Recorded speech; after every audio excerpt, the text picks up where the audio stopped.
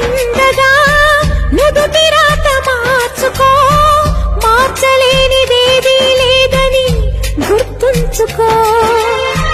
పిడికిలి బిగించగా చేతి గీత మార్చుకో, మారిపోని కథలే లేవని గమనించుకో.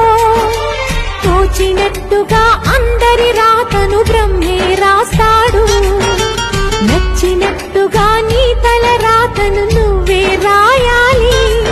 నీ ధైర్యాన్ని దర్శించి దైవాలే తలదించగా,